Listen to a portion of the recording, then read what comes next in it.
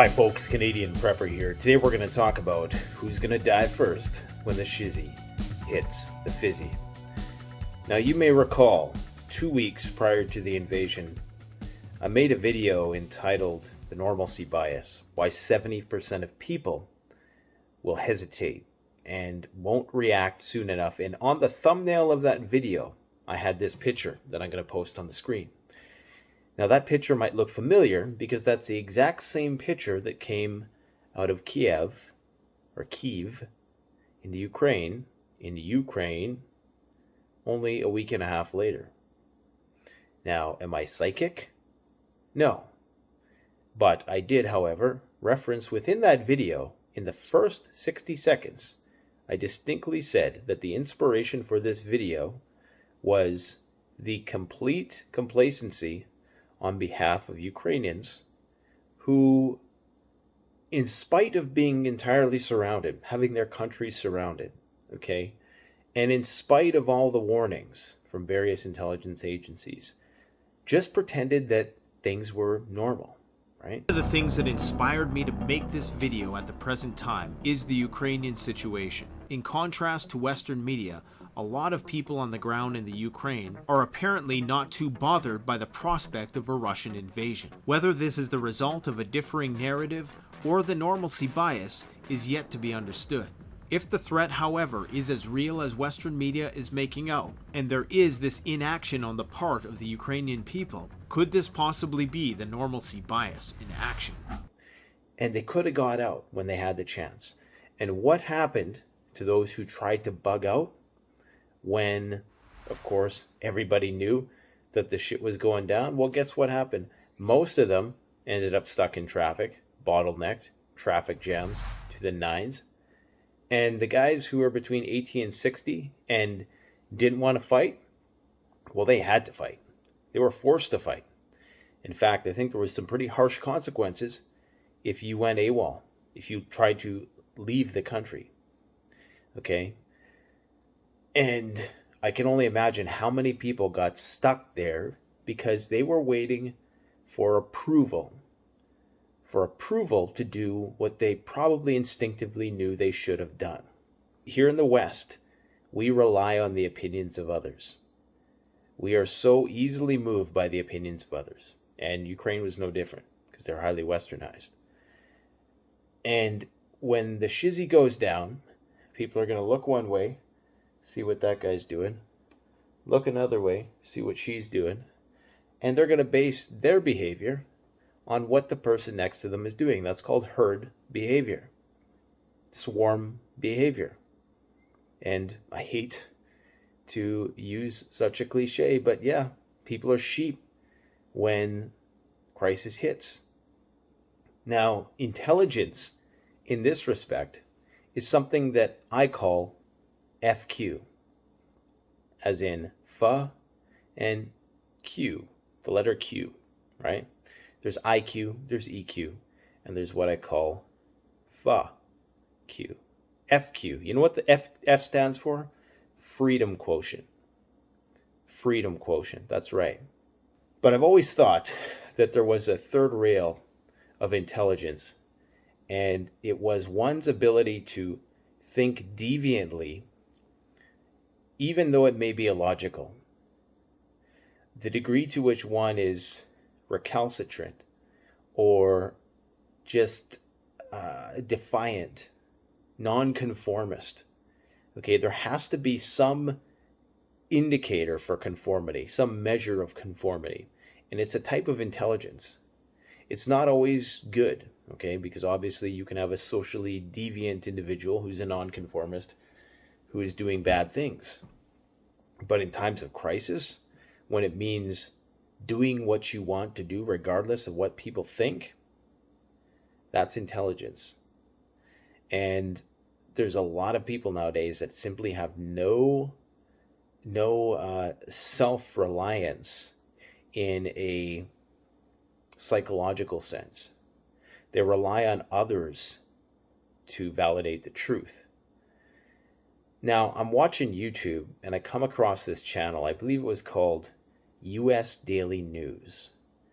Now, this channel has about 85,000 subscribers. I'm sure by the time I post this video, it'll have well over 100.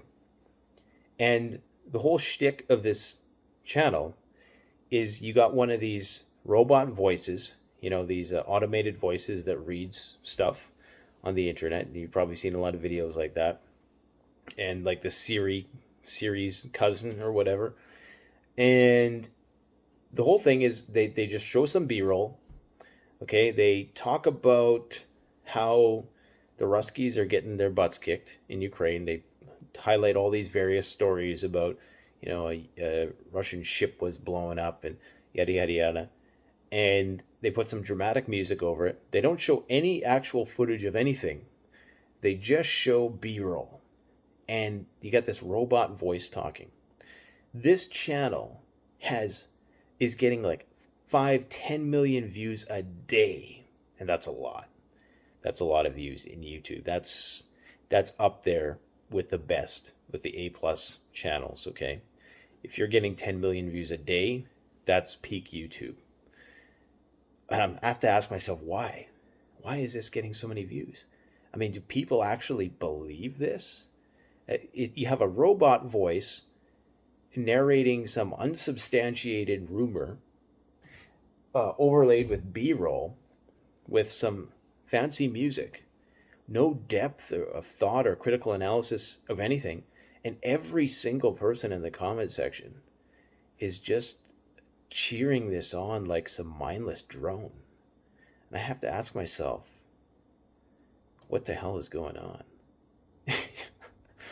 I mean, I don't consider myself to be the highest in an IQ sense, but in an FQ sense, I'm there. Now, with FQ, you can go a little too far. Some people have way too much freedom quotient and perhaps not enough intelligence quotient, IQ.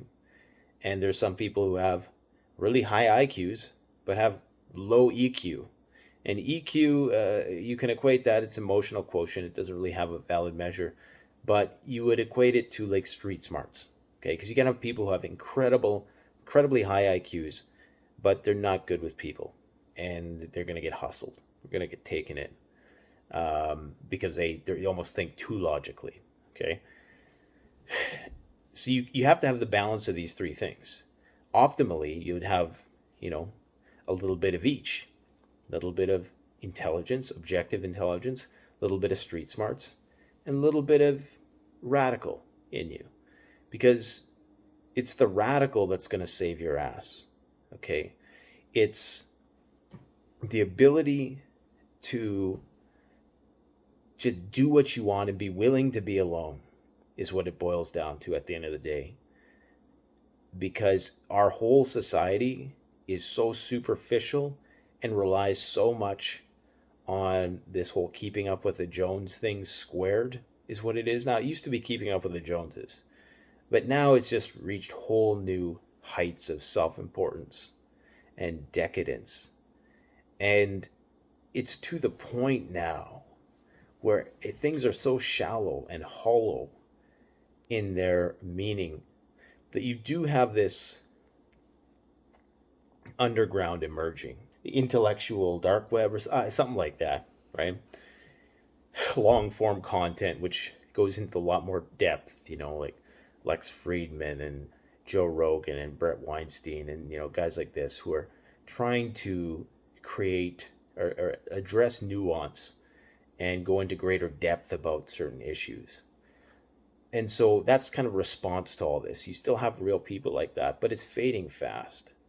It's the amount of people in our society who possess the gall to, maybe that's not the right word, who are willing to buck the trend, defy society, and prepare for what they can see happening before their own eyes, for what they don't need validation for. Look, I don't need to be validated as a prepper. I'm past the phase where I need, social approval. And I feel just kind of weird and guilty about what I'm doing, as a prepper. Because I think you go through this phase and nobody wants to be insane. Nobody wants to be, there is definitely that stigma of prepping. But it's to the point now where I mean, I just don't care at all anymore. I used to care because I guess I felt that it was always good to keep one foot in the door of society. I always felt that, in spite of the fact that, not a lot of people are focused on this stuff and only 1% of people are truly preparedness minded, maybe I'm missing something. Maybe I'm overemphasizing this, that maybe this is all just nonsense, right? Of course, nowadays, if you believe that, I mean, I don't know, man. It amazes me how fast, that a crisis can happen and everybody's a prepper for like 2 days, and then all of a sudden the crisis goes away and they're gone. And they're back to their same old habits. There's a reason why so few people are successful and run the world. It's because they're willing to do what they want to do. They're willing to go their own way. It's this idea of, you know what? You're not going to change people. You're not going to change society. You're not going to be able to convince people every single time before a disaster happens that, hey, just because things are dying down a bit and things appear to be leveling off, doesn't mean that the next round of crises is not going to be even more severe. I mean, we're seeing escalations on every single front throughout the last couple decades. It's just been one thing after another. And now, of course, we're playing with fire because we have all of these different mechanisms in which we can destroy ourselves as a species that we didn't have for hundreds of years prior to World War II. Now we can kill ourselves in, an innumerable amount of ways. But there comes a point where you just have to call a spade a spade. I mean, there's just some people who don't have a shroud of FQ in their body, and they're just never, ever gonna prep. Even if the government came out and told them to prep, it would be some kind of like Mickey Mouse thing. It would be inconsequential in an actual survival scenario because you're going to have everybody attempting to do the same thing. Or it's just going to be so ineffectual that it's not going to get you far enough. Like the FEMA prepper, the guy who's like, okay, on 3 days and blah, blah, blah. That's not even, I don't even consider that preparedness. That's just common sense. I mean, think about it. For centuries, if not millennia, we stockpiled as much as we could. When scarcity was a phenomenon, we didn't have the just-in-time delivery system. We lived scarcity. So anytime you could get something, you would store it away. You'd be in this mindset of storing as much as you possibly could because stuff was hard to get. Now stuff is easy to get. But as we're seeing, that's becoming increasingly less certain because this East versus West decoupling, it's going to take a minute for people to realize that everything is going to go up in price. And I mean everything. Russia makes everything. And not makes. Russia produces the resources that we rely on, that China relies on to make our stuff. And yes, we have an abundance of resources here in Canada and the United States. Between Canada and the United States, we have everything that Russia and China could provide us. The problem is, turning those systems on will take decades. It will take decades to get to a level where we can have a standard of living that we enjoy now, only created on our own turf, created domestically. It'll be a long, long time before that happens. It's not just simply a matter of just turning it on. It's going to take a long, long time. So my advice to people right now, if you're watching this channel and you just tune in and to leave a trolling comment every once in a while, there's a reason why you're here. And the reason why is because you're not prepared.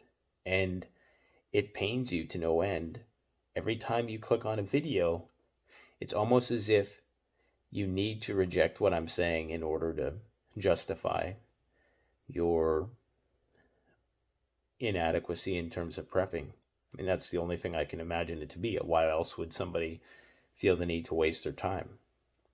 If you're not into preparedness, why even bother listening to these channels? Obviously, a part of you feels compelled to listen because you know that maybe somewhere in this weeds there's something to be taken that's of relevance or importance. So you give it a chance, which I appreciate. Even if you are coming here just to leave a trolling remark, that negativity, that knee-jerk negativity, is indicative of something. It's indicative that you're on the path to preparedness, because it's also a bit of that FQ I was talking about. You know, that anger, that snappy reflexiveness, that screw you, I'm going to do what I want to do, right? That nonconformist. So it can be used for good or evil.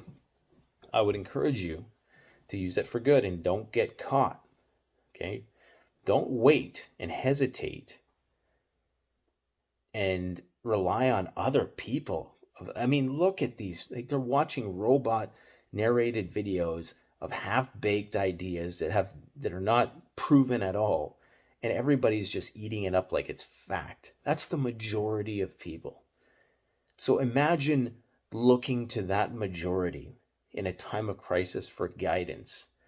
I mean, it's one thing to be stupid, but to follow stupid, it's another thing altogether. So, guys, go your own way. Think for yourself. Truly think for yourself. I'm going to tell you something else. If I was a they, if I was the they, you know, everybody always says they want us to do this and they want to control us. If I was they, you know what I would want? I would want people to be very, very certain and hardline about whatever issue they were on, because then they were easy to control. But if you have a person who's thinking and a bit more ambivalent about the choices that they're going to make, those are the people you don't want. You don't want a nation of people who are not really on the fence, but just not all in. People who are willing to think and entertain ideas without necessarily being absolute about anything. I mean, it's one thing, guys, to say, okay, I'm divergent in my thinking, therefore I go and I seek out alternative explanations for current events, and I immediately cling on to something and defend it and become deeply entrenched in that idea and defend it like it's an absolute truth. Why? Why do you feel the need? Just entertain the thought. I gave it some consideration. That's an interesting theory, okay?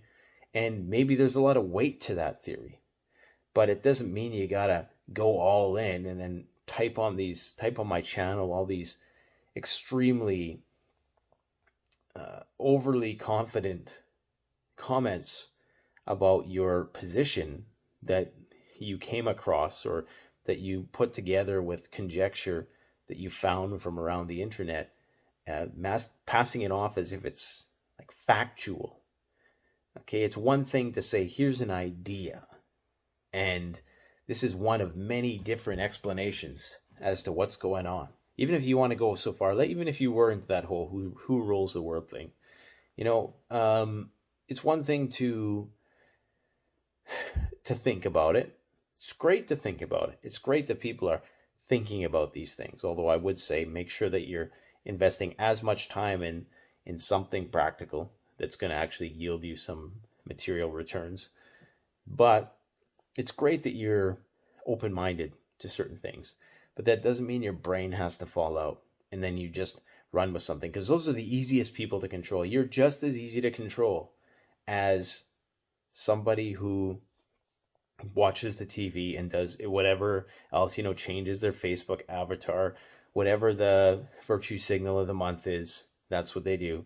You know, you're just as easy to control as those people if you immediately, because you're repulsed by that, which is good, but then you're repulsed by it And almost to overcompensate, you go as hard in the other direction. And then all they'll do is they'll just set up controlled opposition and control you that way. So what I'm trying to say is neither of those ways is necessarily right. Okay. Um, FQ is about like true FQ. And this is why FQ is kind of a wild card. It's not, it's just like IQ. It can be used for good or good for evil, just like street smarts. FQ in itself is just a nonconformist sort of attitude about things and a deviance in a sense, but not something that is entirely detached from reality either. Like not just resisting for the sake of it, but there has to be some reason, some sense that you're being duped or some lack of trust, in what's going on. And the problem is a lot of people just trust. They trust who they're told to trust. And they don't even realize it. Propaganda is usually so good that you don't think that you're under its spell. Like, that's the whole idea with propaganda, is to not appear propagandistic. I don't even know if that's a word, propagandistic. But that's the whole idea. Okay, so don't just go all in as a reaction, be a reactionary, like in the truest sense of the word. Don't be a reactionary to what you see as wrong or you see as clearly. This is just people blindly following some stupid idea that's been put in front of them to do that. Because indeed, if I was they, I would want people like you to go hard on the other side, because then of course you could say, hey, look at those radicals over there. They're trying to, and you can just sick the sheep on them, right? But if you're somebody who says, wait a minute, maybe I'm just going to think about this for a second, then those are the people that if I was they, I wouldn't like, because it's impossible to control somebody like that. If you can't slap a label on somebody, it's hard to control somebody. And the thing is with people like that, they often don't get very far in terms of their influence, because 99% of people fall into those other categories I mentioned. And this is why the majority of people are going to die when the shizzy hits the fizzy within a short period of time. I mean, like, most people just have absolutely no FQ. They don't have enough FQ to override their will to fit in. Like, people's will to fit in will take them to the very end of things. Their desire to be liked, it's going to override their survival instincts. It could be coming right through your door. The riots could be happening in your front yard. If you see the neighbors leaving and you hear it on the news that, oh, everything's okay, everything's just fine, just like Zelensky was telling the population, oh no, the USA is, they don't know what they're talking about. Their intelligence is, full of holes. We know what's going on. There's not going to be a war. Don't worry about it. 24 hours later, there's a mandatory draft of all males age 18 to 60. And if you don't fight, there's harsh consequences. Think about that. Think about the 180 there. I mean, this just happened. Like, every, bit of psychology that we as preppers talk about happened there. The normalcy bias, okay? The lying government that said everything's going to be fine, until they went a complete 180 and started putting guns in civilians' hands and says, if you don't stay here and fight for something that we told you would never happen, you're either going to go to jail or something worse. Isn't that, that's proof, and people still don't believe it. You can tell people that, and they still won't believe it. That happened. Excuse me. That happened like just 3 weeks ago. People don't believe it. So doesn't matter what happens. Things can happen over and over again. The forest could be burning behind people's house. You can have year after year where, you know, you just have crazy weather events, and people are still going to just be like, oh yeah, it's normal, or they'll go the other direction and be like, oh yeah, it's an ice age.